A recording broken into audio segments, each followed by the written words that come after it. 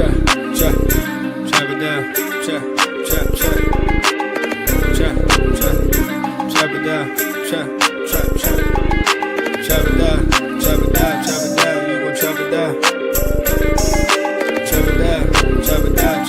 You gon' trap it down. Damn, set, watch him throw the ball. We gon' pick it off. You gon' let him hit the hole or you gon' cut it off. You gon' play through fourth and long or you gon' punt it off.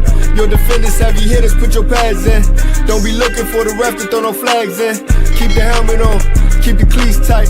You the type to want to win by any means, right? You should look alive. This is Trap or Dive.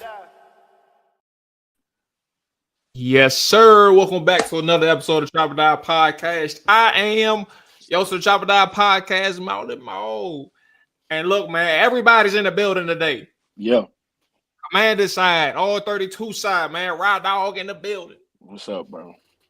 What's up, player? How you feeling? Dre in the building. What's up, Dre? What's up, player? I'm here. What's up, fellas? How y'all feeling today, man? I'm chilling, bro. Hey, man, I'm good, bro. I'm healthy. I see the fitted that I got on, bro. Trying to protect them. Trying to protect that look fresh. That's a draft fitted, bro. Yeah, that's what it is. Hey, that joint, all right. Hey, man, I see what type time he on, bro. About to get his 2 cents in there. I see it. All right, let's get the administrative items out of the way before everybody else check in. If you are new to the Trap or Dive Podcast on the YouTube side, man, we definitely appreciate everybody who's watching, listening, all that good stuff, man. Make sure you hit that subscribe button. Make sure you hit that like button as well. Yeah. Audio side, same thing, man. If you appreciate and enjoy the music, the content. I do think about the music though. Everybody, you know what I'm saying that intro fire. But if you enjoy the content, man, hit that follow button, hit us with a rating review if you can, man. It's free to do so, and it takes 10 seconds to show you support that way. It's always appreciated. When that happens. Benz, what's up, player? Schedule release, bro. We finally got our games in. Everybody, I ain't gonna lie to you that's watching, listening live. If y'all want to be a part of the show, of course, you can always use the chat. If you got questions, use the chat. It ain't no agenda. We talking schedule. Yeah. That's what this show about. So I'm glad to have everybody, Trap or Dive family collab for this one episode. So if you got a particular question that's just that you got to mull over, man, go ahead and shoot it in the chat. Otherwise, we talking schedule, bro. So I'd be remiss if I didn't start with the Commanders, man. You know, gotta start off with the boys. Gotta start off with the boys, right? Hey, Jerry, you know, I cup over there, bro. Hey, I'm sipping on that cheap cognac tonight. Cheap cognac. We got some. Okay. No, we got some Paul Masson going tonight. You took it back. Paul Masson. Wow. This is my father's drink right here. I'm about to say. God, damn. You took it all the way back. Hey, bro, I came on this joint with a 40 one time, so I really took it back. Yeah, you cutting up. You cutting up. Yeah, you should have seen that, bro. And he just casually, he was talking. Like, I think he got done talking, just casually just pulled out the 40. But no, I was classy with it. I put it in a beer mug. Yeah. It ain't had a brand or nothing. Yeah, I ain't had, just straight out with the bottle. Mm-hmm. Hold on, I got the red cup going on. We got the solo cup. What we got in the solo cup? It's a little mixed, bro. Dog. It's a little mixed, bro. I had one of them days today, Drake. Hey, that's all right. It's almost Friday. Today, bro. Yeah. Friday Junior, bro. Why not wind down? Yeah, what you a strawberry Henny, bro? Of course. Of course. It's a little homemade do it Thursday. Never gonna beat Lambert's, but I get it, bro. Nah, it's not. He said, no, it's not gonna do it. It's not. It's not gonna do it. Just get the job done. It ain't gonna do It just get the job done. I respect it, man. Oh shoot, my bad. There we go. Let me get this jump. Here is boom. All right, here we go. And let me remove this because we got AJ on the jump now. All right, yeah, we got the gang in here, man. AJ, where you at, bro? You at the beach, bro? Where you at? No? Nah, I'm at my dad's crib. Okay. Yeah, I'm about to say that. Hell That nah, sun, ain't man, no looking beach. old. But the sun hitting my face like a motherfucker though. Yeah. Mm-hmm. You ain't hot, bro, with the hoodie on, or you inside?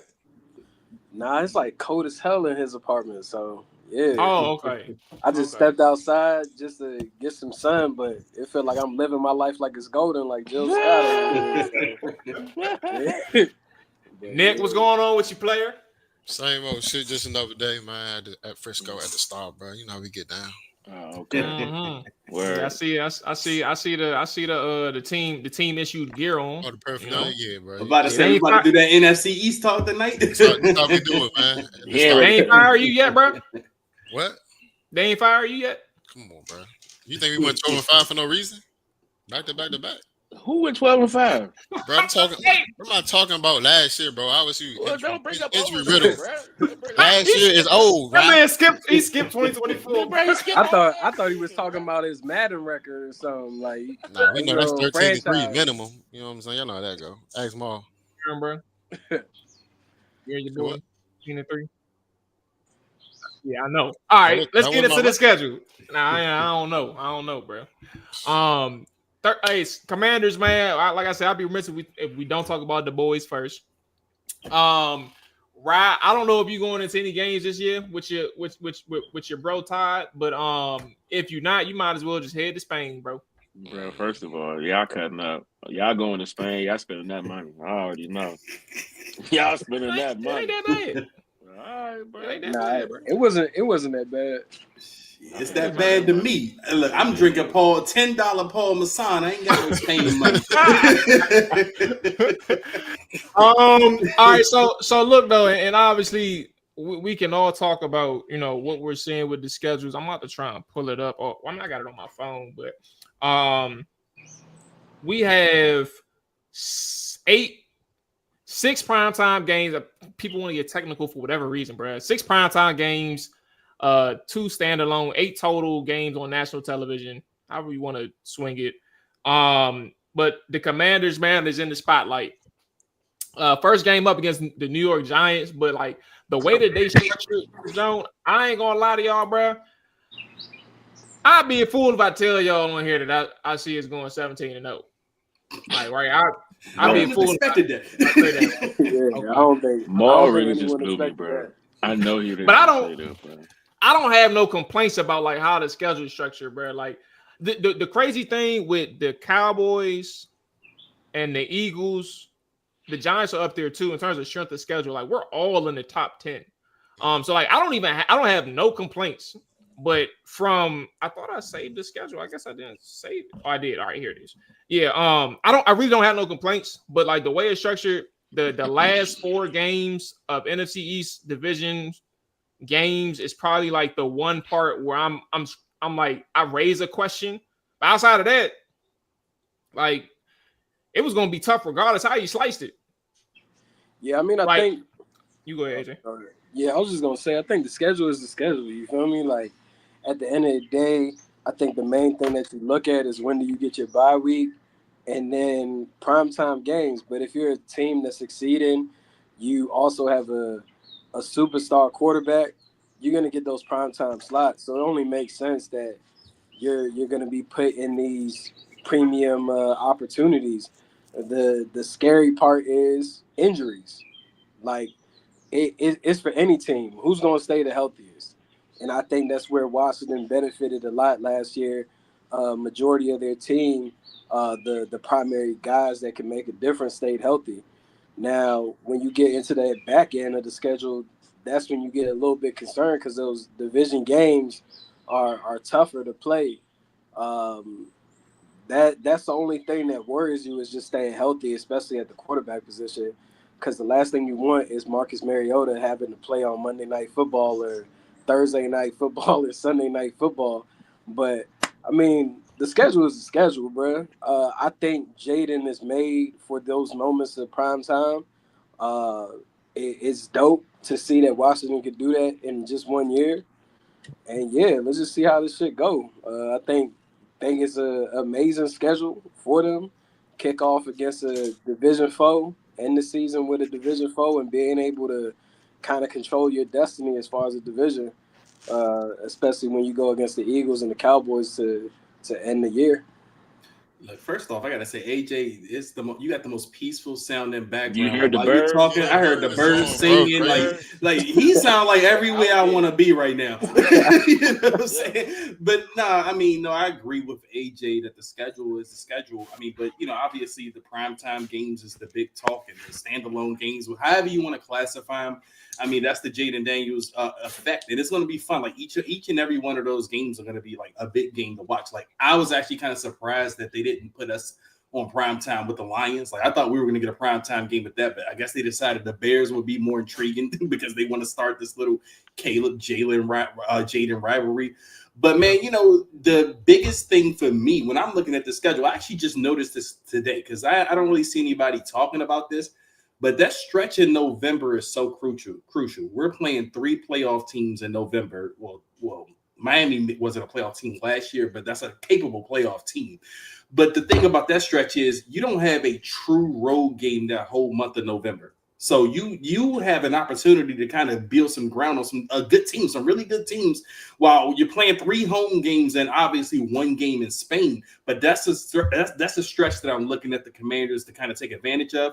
And I thought that was a really favorable thing by the NFL to give us that, especially after the last couple of years, we've been getting those week 14 buys, which is the latest bye week that anyone is getting in the NFL. So we got a week 12 bye week this time. But again, that stretch in November is really critical with no true road games. And Washington has to probably come out of that stretch 3-1. Hey, Nick, how do you feel about divisional opponents? Well, first off, we both got a divisional game to start off the season. So that's one thing in it. But like Washington and Dallas, we don't play each other until I think our first game is week 7. Obviously we got y'all at home. Got y'all, we're on the road, is what I should say. But like that, I think, is that y'all first? I'm double checking. Where is y'all schedule? Y'all will be our third in division game. Yeah, oh yeah, Philly. Hey, Ma, is there a Giants. way to pull up like the schedules? Yeah, I got the schedule right here. I didn't know how it would look with all of us on the screen, but let's take a look. We'd be all on the side. Y'all can see everything though. It's not too small. Yeah, I'm gonna just look at my phone because that shit look. Yeah, I mean, that joint look like a. But for the viewer, it's probably a little bit better. Yeah. Here we go. Let me do this. All right, that looks a little better. All right, that's fine. That's fine for me. Here we go. Even better. All right, so now we got Giants. I mean Dallas, Giants, Philly, Washington up there. Okay. So yeah, like y'all are all right. So let's kind of rephrase the question because I was trying to find y'all opponents. So we are y'all third divisional opponent. Y'all got three divisional games basically off rip, right? And we're in a situation kind of the inverse where we face 2 divisional games. Y'all are second, but we play our last 4. Obviously, like we said, our last 4 is the final 4 divisional games. Like, do you have a preference, Nick, of how you would rather start a season and end the season? Because I think at least y'all, either way, like at the beginning and at the end, as opposed to the middle, like y'all would know exactly where you need to be. Actually, now that I think about it, at the end, you would know exactly where you need to be within the division and the division. Like if it's a close divisional game, close divisional race, you would know exactly where you need to be. Do you have a preference, bro, when you want to play your division games? I would prefer to play them kind of way how our schedule set up now. So obviously usually open up the Giants Sunday night football. Outside of last year, I can't think of we usually open up with them Sunday night football, Monday night football. So opening up the Giants every week. Every season. Really, they probably just switched our schedule. I think we end with the Giants this year instead of finish with them. So it's like, all right, they 18. So how I go, bro? Probably a flex game. You ain't got no faith in New York, bro. So I don't even know what that means. What they gonna flex it to? Afternoon or night? Don't feed it to them, I was thinking from the Giants standpoint. I was just thinking they was gonna probably flex it to the 12 o'clock window. Hey, pause though before you even continue. Nick doesn't believe he doesn't have an ounce of faith, like in the New York Giants front seven. I think the Giants front seven is going to be tough. Time out. But that's their strength, ain't it? That's all they have. They have a front seven. They ain't got no. neighbors. Let me. Neighbors. I get. Getting thin after that though. You got. I got Scatterboo. What's funny is now the thing I'm worried about on that week 18 game is now I kind of said this a couple years ago. I said, bro, after when it get cold outside, bro, it's a couple of running backs you don't want to hit. Cam Scatterboo will be that for the New York Football Giants. Oh my God! And to try to tackle like Cuz just run hard, bro, and he really like 220, 240. Let's say like 230, something like that, bro. Nobody trying to tackle somebody like that in week 18, and especially if it's cold. I don't know if you play at. So we go to New York. Hopefully we don't need that game. We can rest people, bro. Like, can he get some snaps first before you start acting scary, bro? Can he get some snaps first? Just that type of running back, bro. What you talking about? But here's my So what was your thoughts on the Giants? Because I said I really do think it would be like for y'all. Like I think I see like I ain't doing like no win-loss prediction for real. But I see like a low-scoring game because like that front seven is kind of like off rip, bro. Philly's gonna be tough, and y'all got the NFL opener. But then the Giants game is like y'all should win it. But like I think the Giants, like when people overlook a team, bro, like that's typically when they still a win. If that makes sense. I don't think we overlooked the Giants though. Granted, we didn't beat the Giants since 2016. Just throw that out there. How many times in a row is that, Snap? Since 2016. A lot. Now they did beat y'all but they did beat y'all after that. But that was when both y'all was some shit. They beat us when? Like 20. It was like, all right, so not last year. I mean, not the last time Dak got hurt. Wasn't last year even the close game? Like it came down to the wire? No. Last year was. I think we won. Cooper Rush won like 27-20, something like that. But I'm talking a couple years ago when Dak got hurt before. That year they beat y'all. That had to be 2020. The year that they went to the playoffs. What probably, was that? Probably 2020. No, they was both some shit. Dallas and I think here's the thing with the Giants, and I just happened to watch some on YouTube in regards to like Abdul Carter and Giants process with him. They plan on really replicating exactly how Dallas used Micah Parsons under Dan Quinn. And I think you got to take that serious when you got a Brian Burns, Dexter Lawrence, Kayvon Thibodeau, and you add Abdul Carter. Abdul's going to see one-on-ones, bro. Like, he going to see one-on-ones, and he get to the quarterback. Brian Burns is going to see one-on-ones. I mean, Kayvon ain't necessarily in the same tier as those guys as a pass rusher one-on-one, but Dexter Lawrence is a beast at run stopping and pass rushing. So I just think you got to take them serious from that standpoint. But offensively, I mean, you don't know what you get in that quarterback. Yeah, you don't know what you get in that quarterback. I'll never believe in Russ. But I think Dallas is trying to improve their offensive line. So you really don't know what you have all the way there with the addition of Tyler Booker and then Tyler Smith. Is he going to play up to his potential? And the other side of the line, like, I think Washington was concerned about the same thing. Philly, they got their offensive line together. So it's just one of those things where can they defense really push them to the next level to win games? I mean, offense, you ain't scared of them, but you still got to take them as a legit threat. Whether you play them week 1, week 2, week 17, week 18, if them boys could stay healthy on that front line, yeah, that could be a problem. They may not. Brian Daboll could be fired mid-season. Like we literally talking about it. Like, you know, so like that 2019 Jay Gruden joke. No, their first 4. Yeah, look, I mean, they got us, Dallas, Kansas City, the Chargers. They could beat the Saints probably, but then Philly and Denver, then Philly again to San Francisco. I mean, they could go like 1-9 or even 0-10 or something. I mean, they could easily start off the season 0-4. For sure. Yeah, I mean, no, who's gonna sit here and say they could beat Washington, Dallas, Kansas City, and even the Chargers?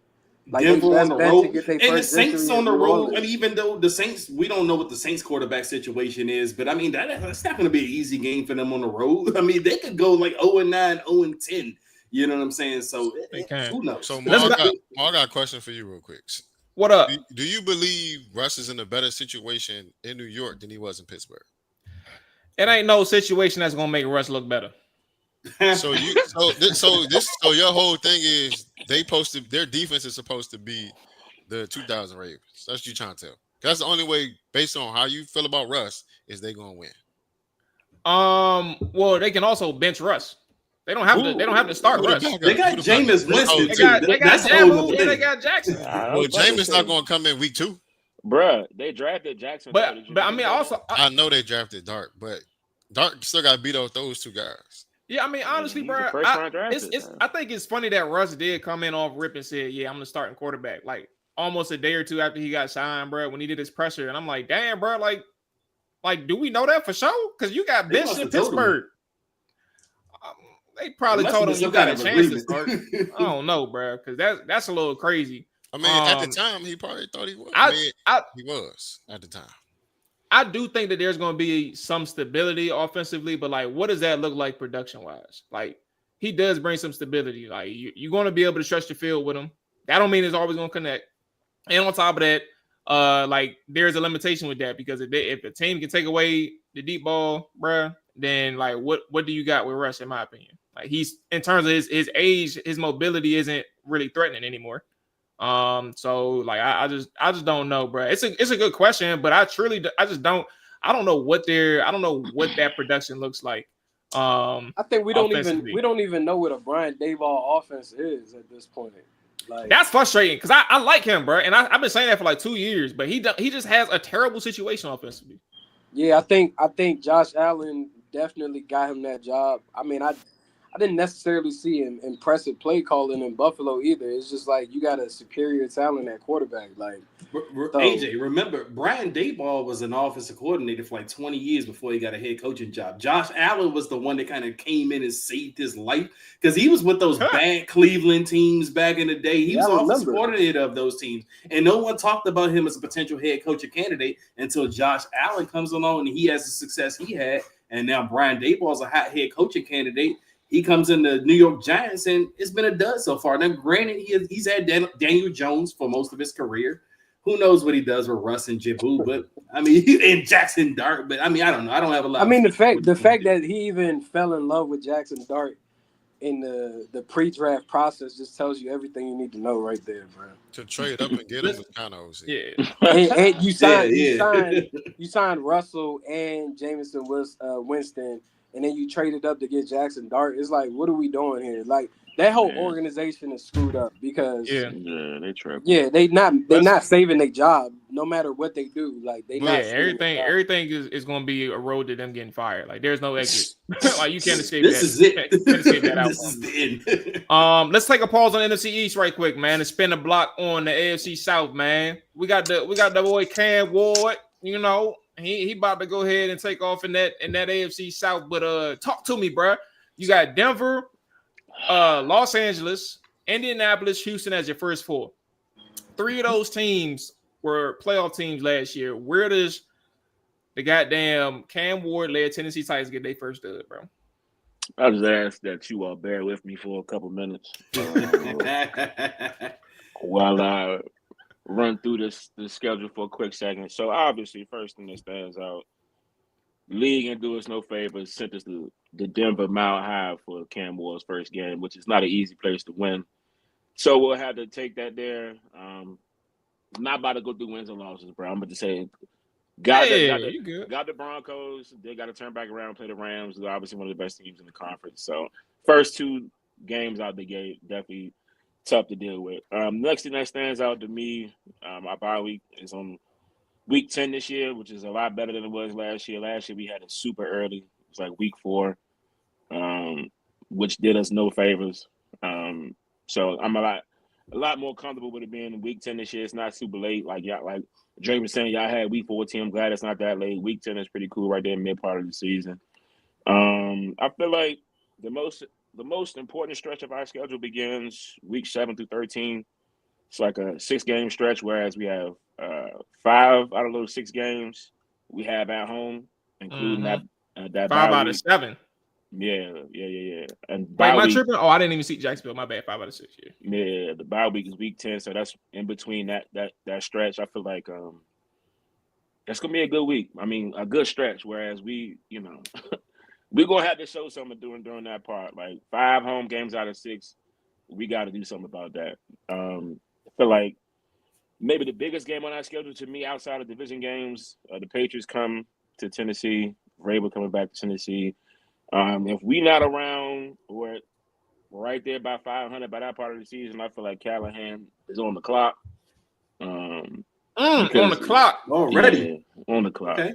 On the clock. Well, go ahead. John. Yeah, I want to ask you an important question for y'all after yeah, and I want to ask you this because as I'm looking through this, and I'm asking you this because we were kind of in a similar situation last year, obviously, with Jaden Daniels coming in as the new rookie quarterback, the hot commodity ticket, whatever. And the way I viewed Jaden Daniels' rookie season was it would be a success if he looks the part and we don't even go to the playoffs. Like I felt like that would have been a success. How do you view success right now with Cam Ward coming in for Tennessee? Well, what do you view as success this season for Tennessee? Really, the first part of what you just got finished saying, I don't have any expectations of going to the season. Like it'd be obviously the ceiling if we were able to duplicate what y'all did last year with the rookie quarterback of Jaden Daniels taking him to the playoffs, not just the playoffs. I mean, NFC Championship game. Like that's obviously the highest of the highest. Like I don't anticipate that happening at all. But I just want to see improvement, bro. Like I mean, especially from the quarterback position, whereas it's been terrible. I mean, that's the best way to describe it. It's been bad. It's been that bad. Like we haven't had a real solidified quarterback since. I mean, I guess you could say Tannehill, but before Tannehill, Steve McNair. Like that's really how long it's been. So I would just like to see improvement in the quarterback position, which I'm confident in that. I feel like offense will look a lot better with Cam than Will Levis in there. But to answer your question, yeah, I just improving from that standpoint. I mean, we won 3 games last year, bro. Like I'll be happy with anything above that at this point, bro. But I mean, I feel you. I think Tennessee's in a weird situation with, the firing of their GM, Brian Callahan, and his relationship with Will Levis. They felt like that was somebody they could truly build around. I don't know why, because the film don't lie. I think Cam Ward will pick up the team in some degree, but at the end of the day, you lost a lot of guys on that defensive side of the ball. Yeah. And that's one of Tennessee's strongest suits, no matter what's been going on at the quarterback position. When you move on from a Harold Landry and other guys like that, you're just hoping that there can be some type of balance. But I mean, offensively, Cam Warren, he gonna throw that ball, and Calvin Ridley, he's still a route guy to me. I mean, yeah, his hands may be inconsistent, but he's still gonna route up. It's just more so, I think he was frustrated not necessarily having that rapport with Will Levis. Right. So the main thing is Cam Ward just coming in there, influencing the team. Kind of like, I'm not going to sit here and say the Jaden Daniels effect, but he's already going into that situation with a confidence about him in comparison to Mr. Mayo, Will Levis. Yeah. Like it's just certain things that you can't teach about a certain player, and that's what helps people connect. It's no different than how a lot of us are projecting that Shedeur Sanders probably going to be the Cleveland Browns starter. Like that locker room already has interest in him as an individual, and that's just what happens. And I think that Tennessee's in a peculiar situation with Jacksonville getting a new head coach. Indianapolis, you don't really know what's going to happen with them. Right. The only consistent in that division is Houston. The Houston Texans, but then they overhauled their whole entire offensive line. So it was already bad last year, but it could get even worse. It sounds crazy, but it could get worse. I think that AFC South, that's why I showed the strength of schedule right now, because that whole AFC South got a sweet opportunity, bro. And Houston for the last couple of years obviously has been doing their thing and growing with CJ Stroud. But look, everybody at the bottom of the barrel in terms of strength of schedule in the AFC South. Because they playing the NFC West, right? I think they playing the NFC West this year. Let's see. They are playing the NFC West. Yeah. They had a bad year last year too. Yeah, they did. They did. And who's the AFC? They got the AFC. Who do y'all have in the AFC? What division y'all got? I'm looking for it now. Off the top of my head, Y'all got the AFC East. I think y'all got Jets, the AFC Jets, Patriots. Yeah, we got the. Y'all got the AFC East. Yeah, bro. Like, I mean, obviously, strength of schedule is one indicator, but it's like at the same time, y'all kind of know what y'all are getting into the next year, at least off rip. Like, those teams have some growing to do, in whichever way, whether it's injuries or whether it's roster wise. Like, y'all are in the same position as them. And like I honestly think y'all sweet spot is early in the year. Like after that first 4, y'all should find a way to try to get to 500 before that bye, like or as close to 500 as y'all can, bro. That's what I'm saying. Like if we not like the point I mentioned, if we not at least by 500 by the time we get to the Patriots game and then mess around and lose that Patriots game, yeah, it's gonna be a problem, bro. But my last little problem that I was told by somebody on the show I was complaining about earlier, I want to bring it to the fellas because I respect your opinion a lot more than his. So we have no primetime games this year, right? So along with that, obviously it's 2 other teams, the Saints and I believe the Browns also have no primetime games as well. Okay, cool. We were a good team last year, but the point I was trying to make is the fact that can you remember a time where the number 1 pick in the draft has been a quarterback that they have not had at least one primetime game? Nah, I mean Tennessee don't even have a Thursday night game. Nah, not even a Thursday night. Wow. Well, that's a benefit. That's not a even benefit. a 9 a.m. That's a benefit for us as viewers, because boy, I thought the NFL was trying to force too many teams to be in this Thursday night package. But I mean, I think it's just now games can be flex. So if he ends up balling out, I think you get the opportunity to be on national TV. But probably y'all got a national. We gotta win games. Y'all got a national preseason game at least. For sure. Like I mean, AJ, bro, like I don't even know at this point, bro. Like y'all can get flex though. We have to win to get Maul. We just got finished. Me and Dre just got finished talking about what's my expectation. My expectation is not to be that nice, bro.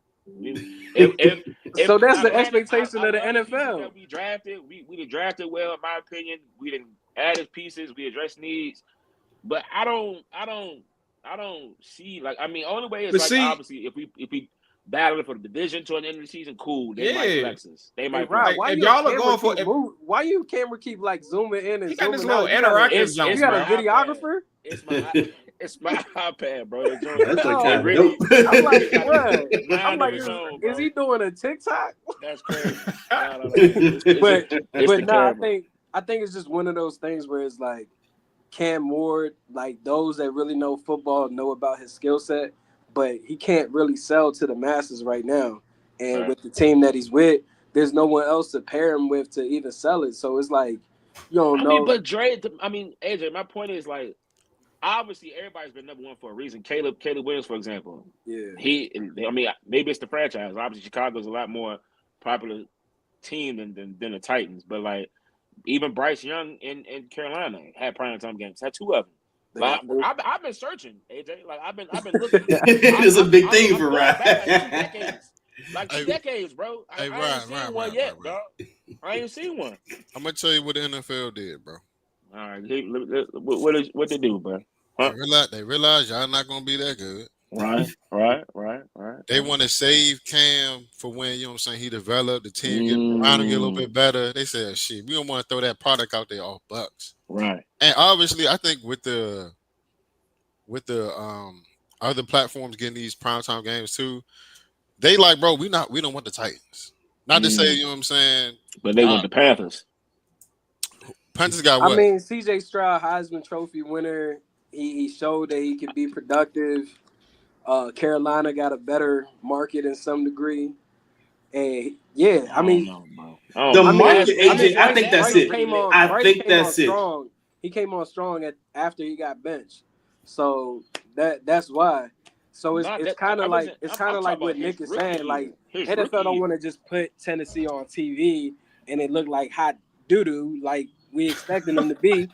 No, and then it's like it's hard to run that back next year because the anticipation is certain coaches we already looking at them get fired, and Callahan's one of them. Like, oh yeah, he's one of them for sure. So it's like that almost don't get the I understand, like that's your team, but do you want to see them on national TV? I want to say 50 put on their hands. No. I'm sure he would though. Time out. It don't have nothing to do with that. My thing is, why are you picking and choosing now? Because obviously it's all sorry teams. If you're picking one for a reason, then you pick a quarterback. They get an opportunity to at least be on TV. Like maybe I want Cam Ward to be on TV like all these other quarterbacks that get drafted with their first round pick. It don't have nothing to do with my feelings. Yeah, it's like why you pick and choosing now? Well, I honestly think, bro, the league from a league standpoint, they actually, to your question, they tried to give everybody a fair shot for a long time on them Thursday night games, bro. Yeah. And then they was like, actually, I think it started a couple years ago, bro. Like that, the lineup, and I'll never forget this because the lineup was so fired. Like if from the Thursday night slate, but the games when the season started was some shit. Like they really did like switch that joint up like a couple years ago where they had the matchups on paper going into the season that was going to be lit, and them Jones was some shit, but they kept that format. And I think that they don't even waste their time on primetime games anymore, trying to like on the Thursday nights and maybe even Saturdays. Because like on Christmas Day, them Jones lit. The Thanksgiving Day games this year, them Jones lit. But yeah, like I think they actually stopped doing this a couple years ago, bro. Yeah, like, and I thought it was a rule. Like I thought it was a rule at one point that every team had to have at least one of those games. I feel like it was. Yeah, it was a Thursday. It was always a Thursday night game. Like you may not have had the Sunday night or the Monday night game, but they were going to give you that Thursday night game. Something must have changed with the new TV deals, the TV rights. But I think the biggest thing, to your point, Rod, that's kind of hurting with Tennessee right now is two things. AJ mentioned it, the market. Like Tennessee's not a huge football market right now. And the other thing is, I think the division, like the AFC South division, has kind of hurt the reputation of all those teams in that division to where you're not like, kind of scrambling to get these guys on some kind of national television in a sense. But that could all change this year. Like this division could get fun this year. You know what I'm saying? But this division could get fun this year where they start flexing you. And I'm with you, right? Like I feel you, bro. Like, but I think I would be pissed. now that I think about it, we could have got at least a Travis Hunter versus Cam Ward. No, I agree. We could have at least got one of those. We played a Browns. And when do y'all play? Let's see when y'all play the Jags. Y'all play the Jags. So Ryan, I was going to ask you, y'all play Jags late in what the year, game did you really like? If you had to pick one game, you would like, all right, bet I want to see this. I got two. We Vrabel Patriots versus us. Okay. Browns Titans. That could be Thursday night if Shador starting by then. Shador versus Cam. Yeah, it could be. What part of the season is that? Week 14. I can get flexed to that. Y'all can get flexed to it. That's what I was saying, bro. Y'all could be flex, bro. Cleveland gonna be sorry, bro. All right, hey, hold on. Let's go ahead. Answering your own question. Let's go ahead and transition back to the East for a little bit. But I wanna do this in order. Let's get your number one again. Y'all about to. Titans about to be picking number one again. Let me hear your the number one pick in the 2026 NFL Draft. The Tennessee Titans select. That's insane. Y'all would have to trade back, bro. Hey, Ross said he ain't trying to hear that, but guess what? This time next year, bro, he gonna be geeked up. Be glad that season happened. The NFL draft lottery of Tennessee is he gonna have two finishes on his head, bro. They're gonna put the lottery in place if Tennessee is the worst team. Hey, all right. So look though. Hey, so what's your worst case and your best case scenario? You don't have to do the game by game, but like, and as y'all know, we're gonna do our best case, worst case. We're gonna do this for every team. Nick, you up next. We're gonna do the skins after that, but best case, worst case, and then we'll do a actual record prediction closer to the season, game by game. Right. What's your best case, worst case for Tennessee? Best case scenario, we have a season like the Redskins had. Well, Commanders had last year. Best case scenario, right there. I ain't even talking about making a deep run in the playoffs either, but just so 12-5 noise. Yeah, I mean, best case scenario. Worst case scenario. He couldn't even say he's had to scratch his eye. Worst case scenario, we picking first again, bro. That's the reality. Damn, you really do got a large gap, huh? Hey man, we last time I had faith in my boys, I bet the house. I would have lost the house, bro. You know what I'm saying? House. Yeah, I still got it on camera. Exactly, bro. Yep. Nick, where you at, bro? What's your best case, worst case, bro? Best case scenario, probably go 12-5. No, that go. Worst case scenario, I actually like the way our schedule set up. Yeah, I ain't gonna lie, y'all got a good little setup, bro. Yeah. Arizona on the jump. Oh, Arizona defense probably gonna be strapping this year too. I ain't gonna lie to you. Yeah, and Kyler always cooking, so that's one of them games that we supposed to win that we fucking around lose. He go crazy at Dallas, bro. He always go crazy, bro. Yeah, I started realizing like when the games they put it for prime time, like, oh yeah, I know what they're doing. Kyler on prime time, we got him, we got Genty. We should have drafted Genty. He wasn't there. Shut the fuck up.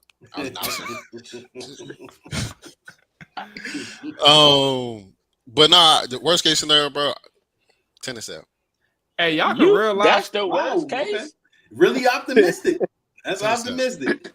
Okay. Fans feel that way when they got Dak fully healthy, bro. Please make sure we have that on tape, bro. Need that. All right. A healthy team, bro. 10-7. Don't talk to me no more, bro. Next. My bad.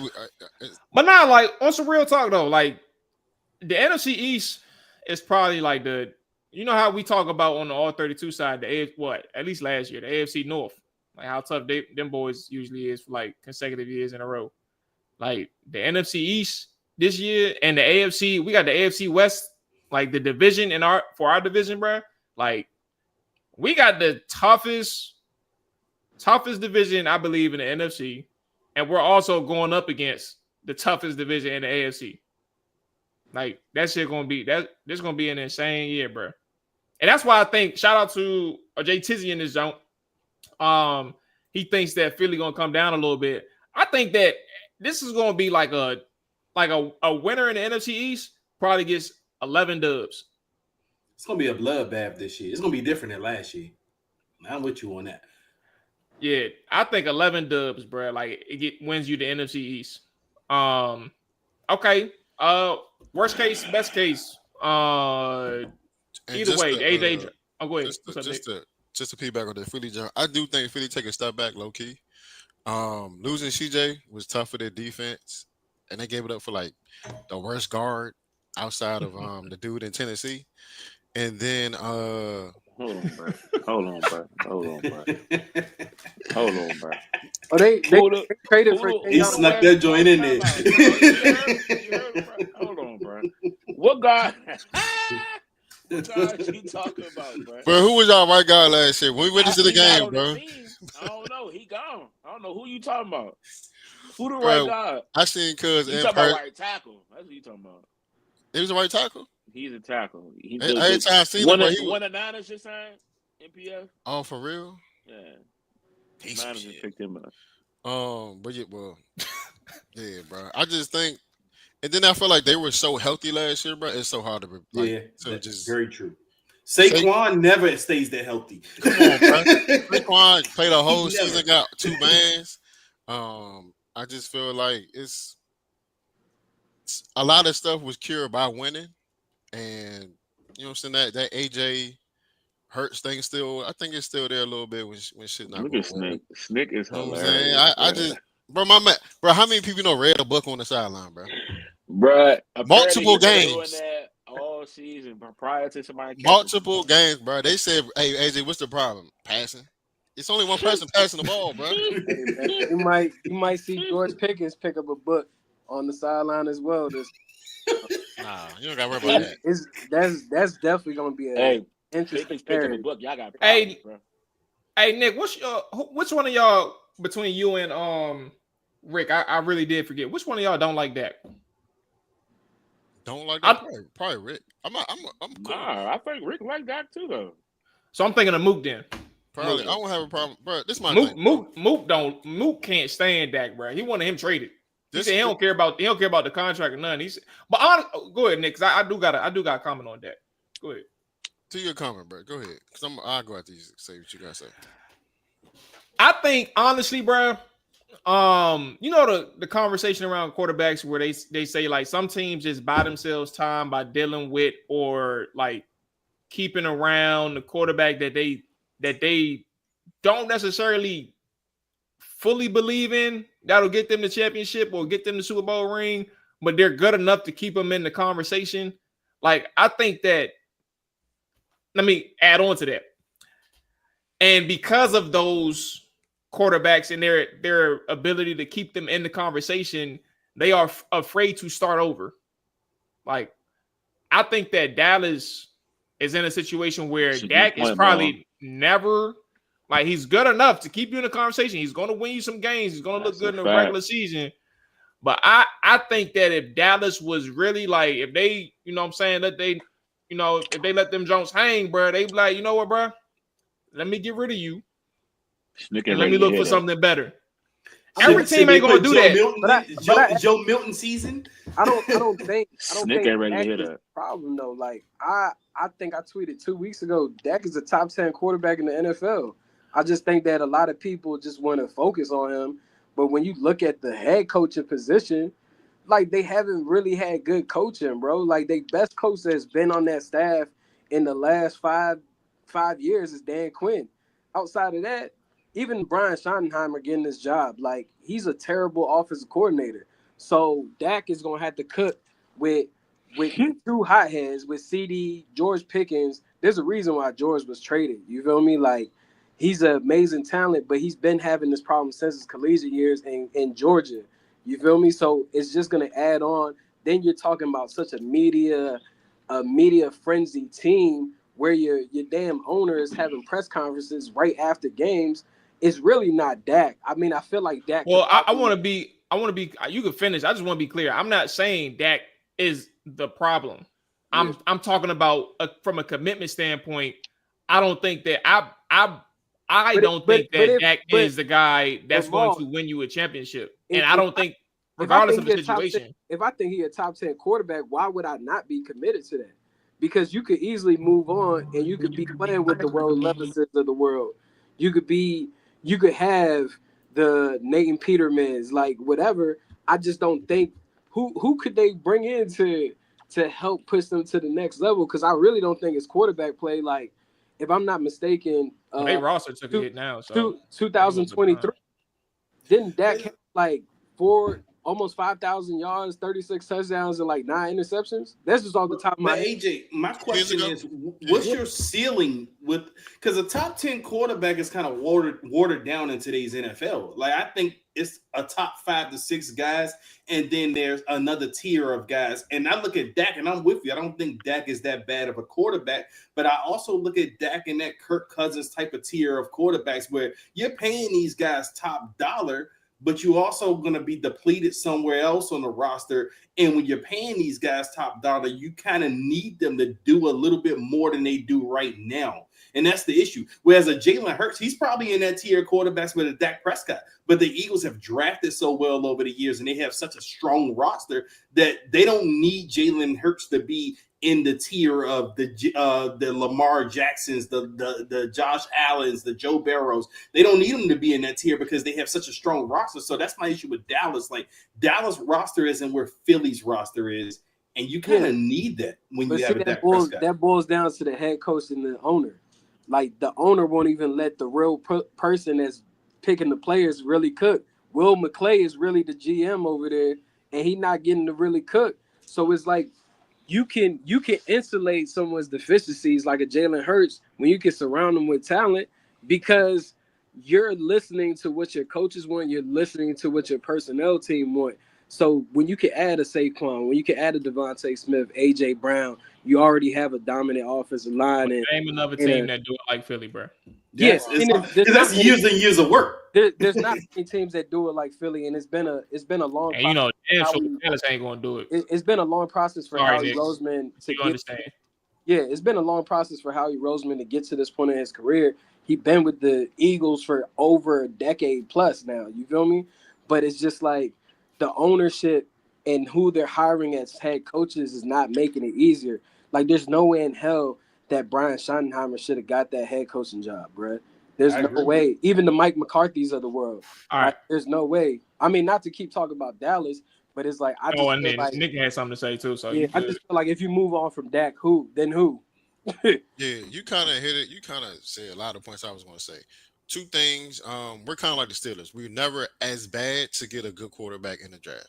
So we're always going to be high teens, low 20s. How many good quarterbacks you seen get drafted there? Not I can think of. And then two, every year, every offseason, they say, oh, Jerry didn't do enough. Literally every offseason since Dak been in the league. We don't make moves until post-June every year. This is the first time we actually made moves before the draft, started making trades. This is probably our best offseason since the 90s, in my opinion, bro. So the 90s, bro. Think about it.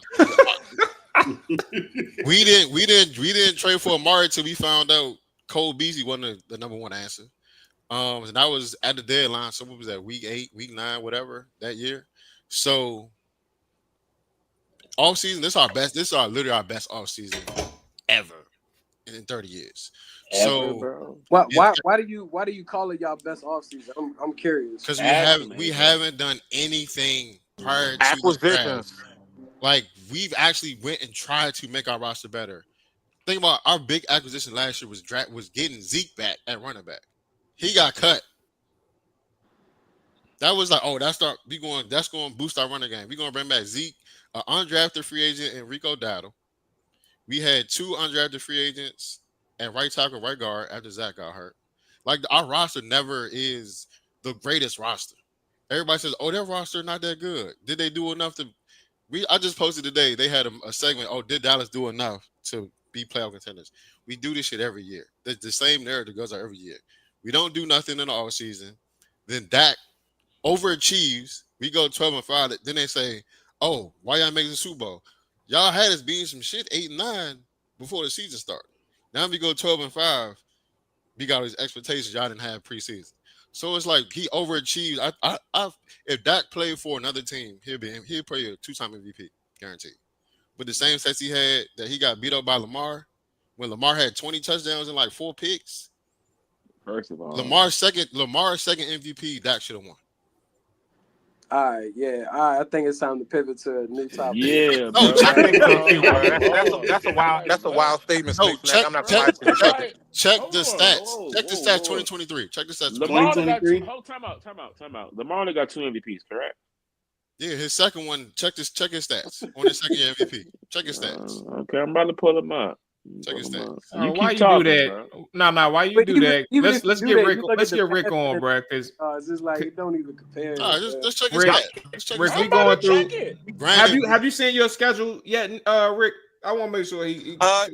Hey, y'all can hear me clearly. What's up with y'all, man? Yeah, we got you. Yeah, we good, bro. We know Rick in the whip for those that's watching the show. So Rick I'm about to be in the crib on like 10. Yeah, I did get a chance to look at our schedule, man, and in the wise words of Ric Flair, man, in order to beat a man, you got to beat the man. And I think this is one of the toughest schedules we've had, bro. We got the Eagles week 1 finally, bro. We're not playing the Giants for the 17th year in a row. I'm super excited about that, bro.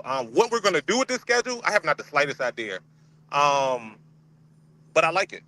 Hey, what's best case, worst case for you? Nick said his best case was 12-5 and worst case 10-6. I mean 10-7. And what's your best case, worst case? I like 12-5, but I think that's just like kind of like the standard for Dallas in regards to like how good we actually can be. But I think that 12-5 is us getting bounced first round in the playoffs. I still don't see us being better than what we are. I don't think Dak is a top 10 quarterback. I don't, I would say my pack in the chat, bro. Hey. Oh, what's up, Pat? Pacquiao, what it is, baby? Hey, Ryan, you got them stats up, bro? I got the stats.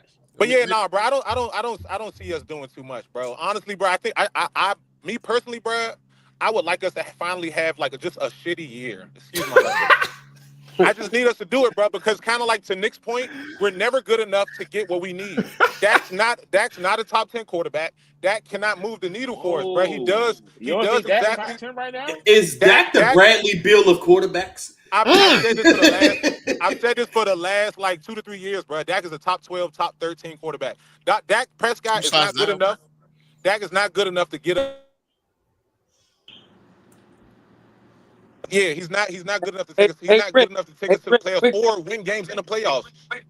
Hey Rick, you think Justin Herbert is a top 10 quarterback? Hell no. If Dak is a top 10 quarterback, Justin Herbert is a top 10 quarterback. Rick, do you think that Justin Herbert is a top 10 quarterback? I think Justin Herbert is a better quarterback than Dak Prescott. Okay, if you pick he might linger around like 11. 11 or 11 maybe. So he 12 and 11. That's what you got.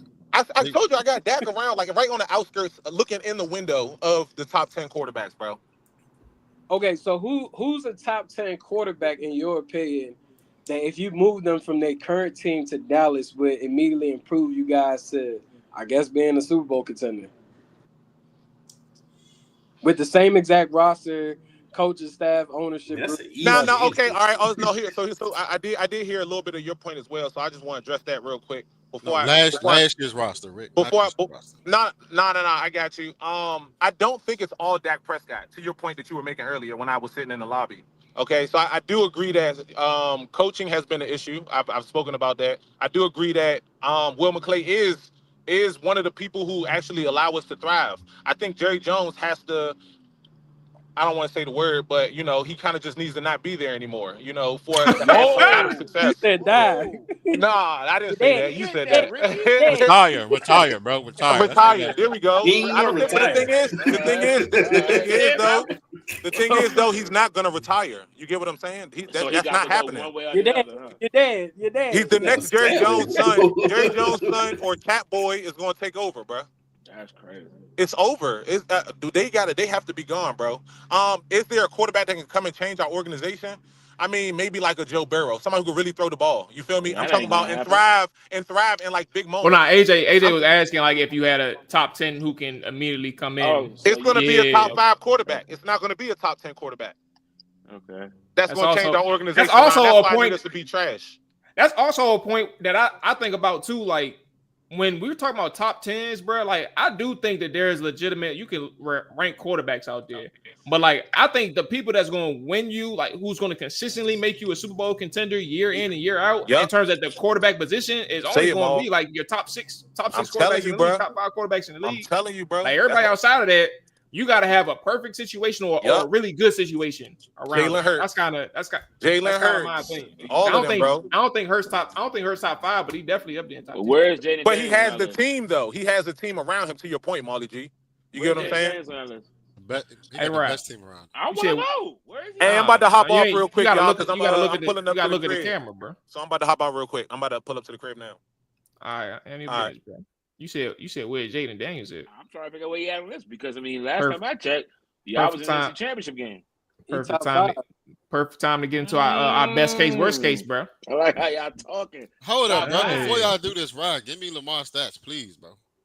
He's still on this. Give me Lamar stats, bro. Come on, bro. Please run his stats up. 3,678 yards passing, 24 TDs, 7 interceptions, and he had 821 yards on the ground, 5 rushing touchdowns. And he beat every single team with a winning record that year. Yeah, they went 13-4. 3. 13 and wait. How did 3. 13. 17 games. 2023. 17 games. So 14-3. The record says 13-3. As a starter. What year you talking about? Maybe he didn't. 2023. It should have been. Oh, he probably missed the game. He probably missed the game. Probably the last game of the season when they started. Yeah, all right, cool, whatever. Dak Prescott. We went 12-5 that year. 4,500 yards. I know Dak's that 36 touchdowns and 9 picks. 9 picks. Sorry. That's sorry. Lamar, Josh Allen just had the same year. No, Josh Allen had a worse year than Lamar this year and didn't get MVP. Lamar didn't. So I'm trying to figure out. You saying Dak should have won MVP that year, and Lamar should have won it this year. So do you feel like what was Dak like run up that year? I don't know. Yeah, he was number 2, and I think. Shit, but Josh Allen got holes one year. One of these years, I don't remember what year it was, but he got holes. It was the last 2 years. I gotta remember. I gotta look. Back in the past, bro. We talking about the past 2, bro. My man should have won. We talking about how you see how you trying to cover that? We ain't talking about back. We talking about the last. We talking about 22. Hey, bro. Hey, best. Yeah, you went 12-5. You went 12-5. Best case, worst case for the Commanders, bro. AJ, Dre, what y'all got, bro? I mean, I think best case for them would be 14-3. Mm-hmm. Worst case, 12-5. Worst? What they that sound like Tom last year. No, see, AJ was going to disappoint me if he said anything less than 14 wins is a ceiling, because he said last year that they're going to win 11 games because in the previous year, in AJ's words, Ron Rivera won 4 games. Jaden Daniels can win at least 9 games. No, I know. Rookie of the year. Pat, crazy as hell. Right, but no, 12-5 3 years in a row. Go ahead, Dre. Y'all get some primetime games, bro. If you had that. I had some primetime games. I had that.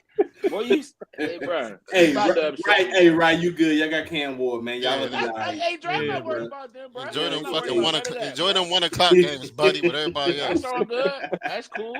That's cool. Hey, we had a lot of 1 o'clock games last year. So you know what I'm saying? Y'all had a bunch of 14 Hey, Ryan, you be getting the Sunday ticket? Of course. That's the only way I can watch the game. Yeah, watch it. Yeah. Hey. I be using the jump with Rod, bro. We good. I refuse, bro. I hate when I miss one snap, bro. One. That's me. Pissed. But best case for me, I'm gonna say 12 wins. I mean, I know we won 12 games last year, but the schedule is different. I mean, it's we got a harder schedule this year on paper. That is, so I would be perfectly fine if the best case they do this year is 12 wins again, like last year. Because if you win 12 wins, obviously you're in the playoffs again. And who knows what happens in the playoffs, but you give yourself that chance.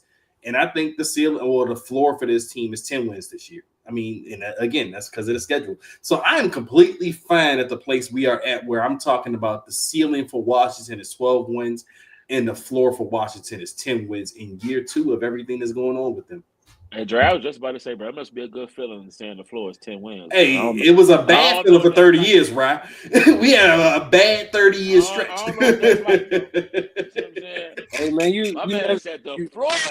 you never know. Things can turn around. I think, like, it's funny, like, just looking back at last year's conversation. Like, a lot of people didn't have those expectations in it, and it's like, I don't think any of us like that do the Commanders side thought that they'd be one game away from the Super Bowl. I ain't think that. No, I thought they would. That was an out of body experience, bro. But not one game from the Super Bowl. I damn sure didn't think that. That was an out of body experience, bro. Like living that shit in real time. Like we can't. And then on top of that, all of us had us winning the game. Yeah, we thought we was gonna win, like legitimately.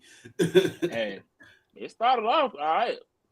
I mean, you had no choice but to think you was gonna win at that point, but in reality, yeah, you in there. In reality, and they realize it, we ain't got enough playmakers. We don't have enough difference makers. Saquon got off on y'all. Saquon reminded us play number one. That's why Dante is in Dallas. Yes. Best case for me, bro. Honestly, you know what's crazy? I was going to try and be different, but I had the exact same as Dre's. So I should have went before him. But I got 12 wins as the best case and 10 wins as the worst case. But you know, like I said, we're going through the gauntlet this year in terms of divisions. NFC East is the toughest division in the NFC, in my opinion, as is, and then we're going up against the AFC West. Our standalone games in the East, the AFC East is the Dolphins. I think they had a down year last year, but I also don't think they're going to get back to that 12 or 13 win season that they had like 2 or 3 years ago, however many years it was. Yeah. But I also think that they're going to be solid. Either way, like that's just the one standalone game in the AFC. I think that's cool. That's not nothing. I mean, that's a very winnable game. And then you got a couple mix-ups in the with the NFC North. Detroit, you know, they're going to get back mode. That's gonna be a tough game that I'm actually looking forward to seeing. But like the NFC North is gonna be tough too, and I think for anybody in that NFC East, facing, I think, do we all got the North? Yeah, we do. We all got the NFC North. Yeah, I think anybody. I think that's kind of where the facing the second best team. I mean, second best division is like this is where you find out how you really stack up against the league's best. Like, and I think for Washington, I don't think they did. Let me rephrase that. I think Washington did enough to maintain or sustain defensively the potent offense that they'll have this year, if that makes sense. Like, I think they did enough offensively to protect Jaden. I think that they did a decent job, like getting some more playmakers in terms of after the catch around him at the receiver position. But I also think that Jaden himself is in a position where you ask, like, where do we rank Jaden? Got that motherfucker top. Without counting the quarterbacks, I got the motherfucker top 7, bro. in year 2. So it's I feel like that's humble. Y'all be making up these random numbers. What is a top? That's humble. I said you gotta do that what today. Is a top 12? But I said top 7. He just on the borderline. That's wild. Like what I can't. I'm not over here thinking about all the quarterbacks right now.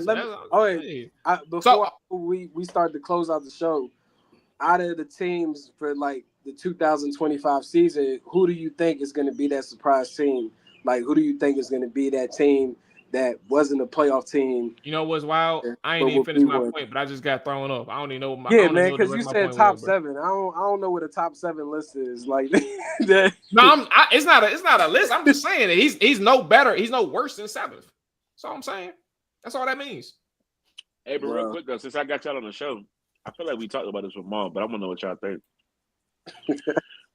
Who on y'all edges rushing? Like, I don't even know who out there for y'all. I was about to bring that same shit up. Bro. You? Yep.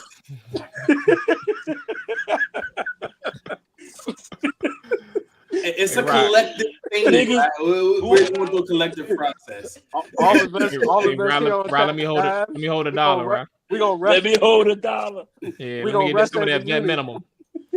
No, but to your question, I think the Arizona Cardinals could be the surprise team of the NFL this year. I mean, they were close to the how Dre just ducked the question altogether. Hey, Ryan, I don't have nothing for you. I'm sorry, brother. I mean, I don't know what these guys are gonna do. We have guys, we have players. Gonna skip that.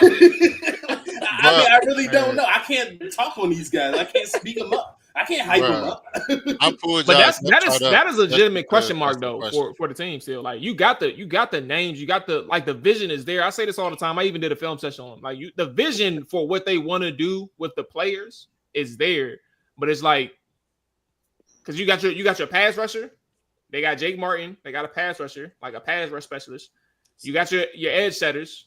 You got your nose tackle who can plug the run in the middle, but the question is, like, from a skill standpoint, I still like think there's some deficiencies, but I see like the vision. Like the question is, like, can you hold up for 17 games with this unit, bro? The biggest question is how, and to your point, more, how do you use these guys? And I think the biggest, like, the elephant in the room is Javon Kinlaw. Like, how are they going to use him? And how is he going to be the guy that they thought that they're paying for? They're paying a lot of money for Javon Kinlaw to the point where they think he's going to be a big contributor to versus what fans see of Javon Kinlaw. Because when fans look at Javon Kinlaw, they look at the San Francisco stint and they say, well, you know, he wasn't, you know, too impressive in San Francisco. Then you look at the Jets stints and you say, well, he didn't do much with the Jets last year, but then you watch Adam Peters come in and he gives him this big contract on the first day of free agency. Literally within the first 10 minutes of free agency, we got the news that Javon Kinlaw was signed. So something tells me that that's kind of their big joker in a spades game. Like they, you know,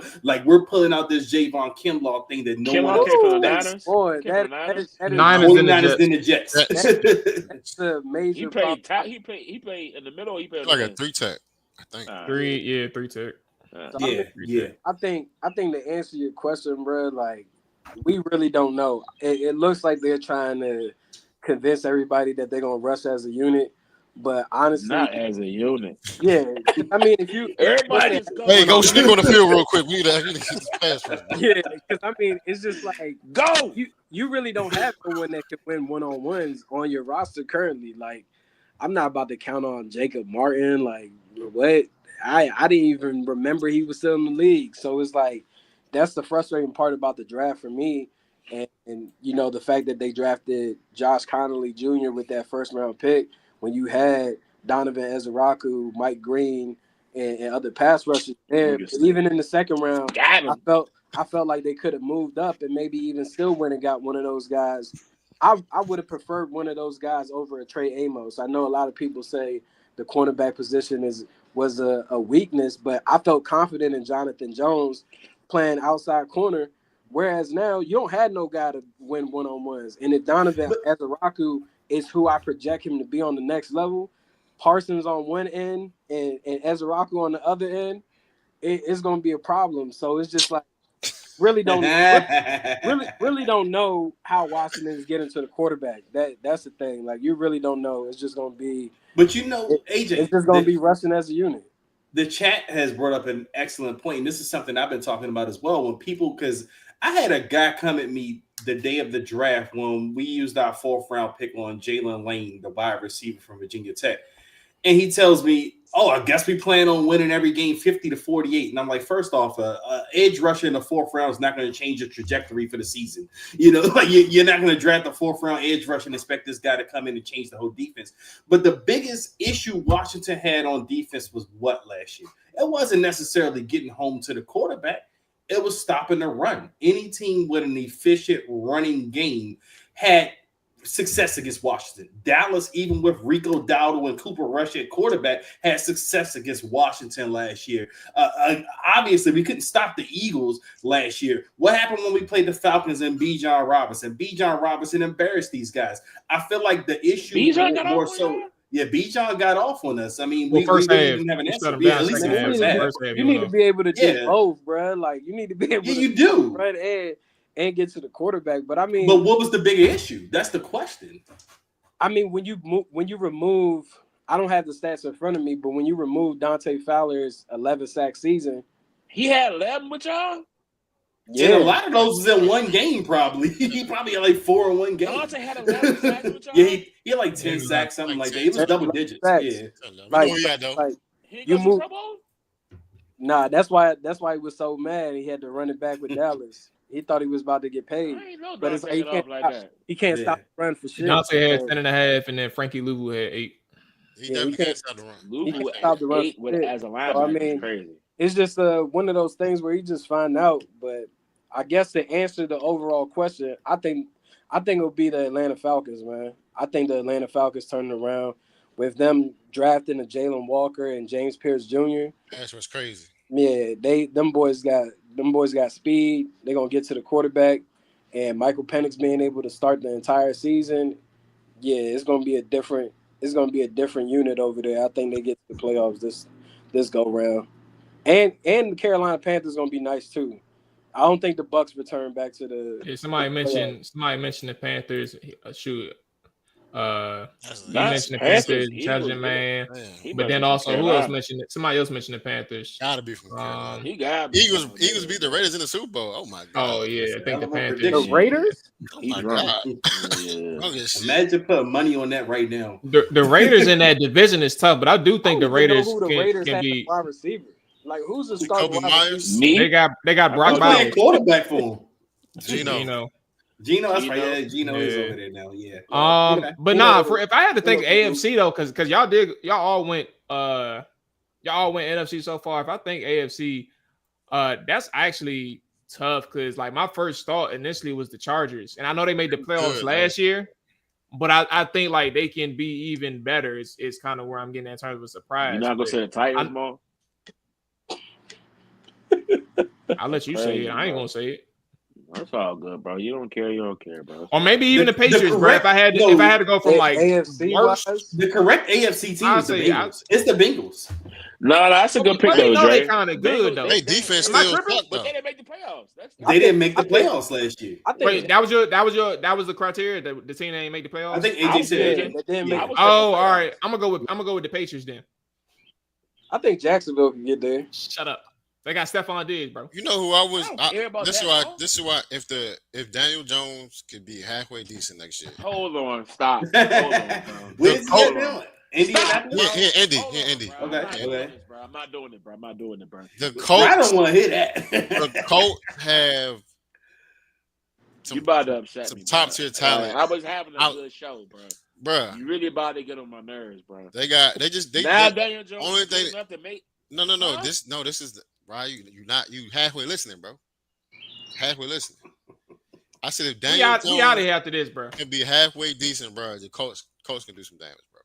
Can you take him out the show? Is that possible? Like you can move this? Yeah, we can end the show. I bet they got primetime games. Yeah, bro. He can mute his mic. The league think they're gonna do something. How about that? We gotta do something about him, man. Like we can't. Only way to watch the Titans in primetime is watch that Steve McNair. AJ is wild. Documentary on Netflix too, bro. I don't know what AJ is like. Hey, bro, he said watch the Steve McNair documentary, bro. Not on primetime, AJ. It's not happening, bro.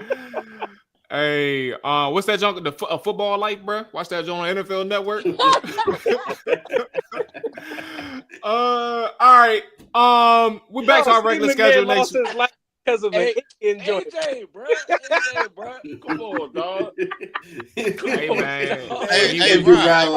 A weak ass Indian joint. And he was in too deep, bro. Hey, wow. Steve McNair lost his life to a weak ass AJ, bro.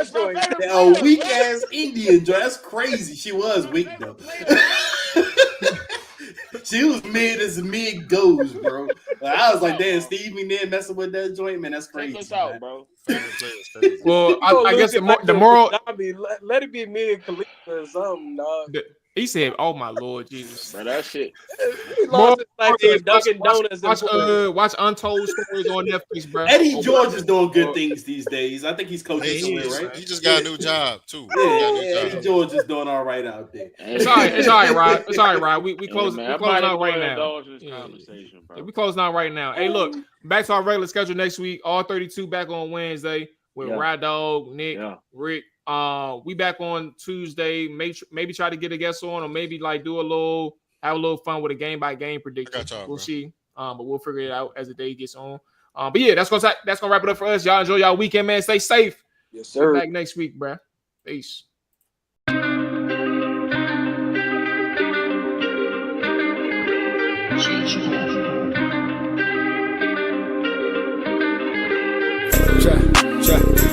Chop it down. Chop it down. Chop it down. You gon' chop it down. Chop it down. You gon' chop it down. Damn, set. Watch you throw the ball. We gon' pick it off. You gon' let him hit the hole, or you gon' cut it off. You gon' play through fourth and long, or you gon' punt it off. Your defenders, heavy hitters, put your pads in. Don't be looking for the ref to throw no flags in. Keep the helmet on, keep the cleats tight. You the type to want to win by any means, right? You should look alive. This is Trap or Dive. It's your boy Maul.